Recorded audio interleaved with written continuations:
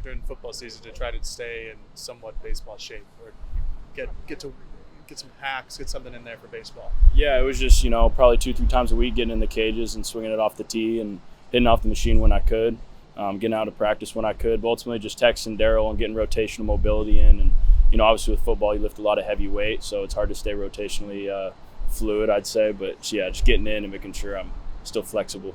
How do you do that? How do you stay rotationally fluid at a time where you're obviously trying to pack on pounds for the position change last year? No doubt. Just getting with my strength coaches, they tell me to give me a good plan for stretching, doing 90-90s, hip mobility, hip flexors, even like T-spine stuff for upper and lower back. So just all the above, just, getting in the weight room, talking to them and picking their minds about it.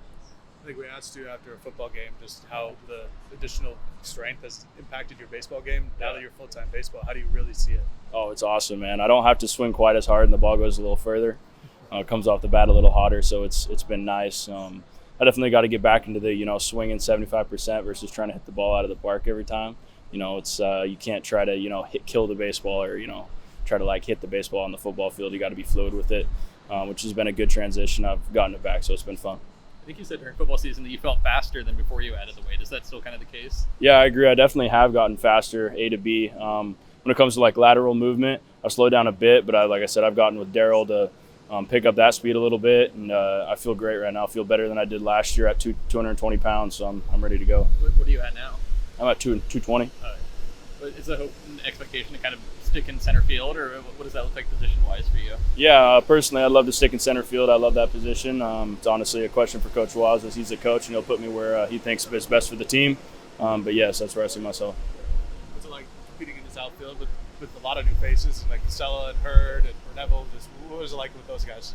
It's awesome, man. Coach did a good job recruiting, getting guys in here that care, are about the right things, and are good ball players. It's been fun getting to know them, and overall, I'm still early in the season, so I'm still getting to know all of them, but it's been fun. It's a good group. For the guys that were here last year that saw the loss in the Super Regionals, is that still carry, or with all the new people, is it just kind of a new team, new mindset for this year? Oh, it definitely still lingers, man. We got a lot of turnover, a lot of new guys, but the old heads that are still around still remember last year and definitely the years previous. So it's still about throughout the locker room, and we make sure that no one forgets it. And, the new faces are definitely upholding that standard that we've set here, so it's been good. Can you compare playing linebacker to playing outfield? Where do they differ? Are they similar in any capacity? Yeah, you just got to go get, I guess in the outfield you got to go get it, whereas as a linebacker you got to go get it too. There's no slowing down. It's 100% balls to the wall at all times. So if there's a ball near the warning track, most people would slow down. I kind of just run through the fence and try to catch it. So I guess if you want to compare the fence to an offensive player, you can. So that's what I think. Try to compare the two. What did the kind of days and weeks following the Fiesta Bowl look like for you? Did you take any time off to kind of recover from a really long year? Yeah, we got back, I think, the second, and I took 2 days to do absolutely nothing. And by halfway through the second day, I was kind of itching. So I got into the weight room and went to hit and throw, and strictly after that, every day was getting back into baseball mode, which I love. I love doing it. So yeah, that was my transition. Just going into your second year doing the two-sport thing, do you feel like you kind of picked up a few things along the way last year that can help you, and I don't want to say time management, but kind of juggle both of those sports at once and on top of classes and everything else? Yeah, absolutely. It's just getting experience with it and understanding my body. I feel like that was the biggest part. Whereas last year, and I was trying to establish myself as a player in both sports. And I feel like now that I'm here, everyone knows who I am, but I'm still trying to establish myself even further. I'm not where I want to be. But it's honestly just listening to my body and understanding what it needs at all times, because it's a long season, but at the same time staying fresh and being able to show up every single day of practice and in the games. It probably changes throughout the year, but how much time are you spending on a daily basis on football and baseball? Are you thinking about both those sports every single day? Oh, absolutely, both of them. Now that it's, springtime coming up on it, I'm obviously thinking about baseball more. That's my priority at this moment, whereas in the fall it was football. But, I definitely still have football in my mind. I'm getting out there to stretch and run with the guys just to keep my body loose and whatnot. And honestly, I feel like most wouldn't, but I feel like it benefits me, when I can wake up early and get out there and run and get some blood flowing. I think it's good for me for baseball. It gets the soreness out, gets the lactic acid out. So I try to look at it as a positive. If it works out and there's a home game the same day as the spring game, would you want to try to do that again? Absolutely, man. That'd be great. You guys had any scrimmages yet?